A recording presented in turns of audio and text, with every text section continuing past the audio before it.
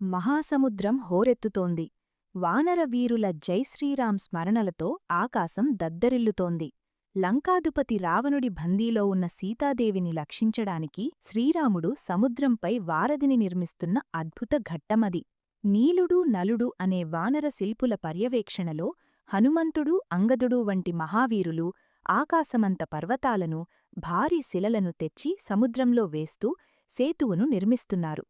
ఆ ఉత్సాహాన్ని, రాముడు పట్ల ఉన్న భక్తిని చూసి ఒక చిన్న ఉడుత కూడా రామకార్యంలో పాలుపంచుకోవాలని ఆరాటపడింది.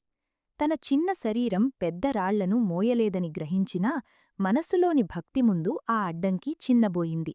ఒక అపురూపమైన ఉపాయంతో సముద్రపు నీటిలో తడిసి ఒడ్డున ఉన్న ఇసుకలో పొర్లి తన ఒంటికంటుకున్న ఇసుక రేణువులను తెచ్చి వానరులు వేస్తున్న రాళ్ల మధ్య ఉన్న ఖాళీలలో రాలుస్తూ నిరంతరాయంగా శ్రమిస్తుంది. వానరులు దాని ప్రయత్నాన్ని చూసి నవ్వినా ఆ ఉడుత మాత్రం చలించకుండా తన శక్తి కొద్దీ సేవను కొనసాగిస్తుంది. ఈ దృశ్యాన్ని గమనించిన శ్రీరాముడు ఎంతో ముగ్ధుడై ఆ చిన్న ప్రాళి చూపిస్తున్న అచంచలమైన భక్తిని మెచ్చుకుంటూ దానిని దగ్గరకు తీసుకుంటాడు. భగవంతుడు ఎప్పుడూ చేసే పని పరిమాణాన్ని చూడడని, చేసేవారి మనసులోని నిస్వార్థమైన ప్రేమను మాత్రమే చూస్తాడని చెబుతూ ఎంతో వాత్సల్యంతో ఆ ఉడుత వీపుపై తన 3 వేళ్లతో నిమురుతాడు. శ్రీరాముడి పవిత్ర హస్తం అలా తగలడం వల్లే ఉడుతల వీపుపై నేటికీ 3 గీటలు నిలిచిపోయాయని, భక్తికి రూపం ఈ ఉడుత భక్తి అని పురాణాలు మనకు చాటి చెబుతున్నాయి.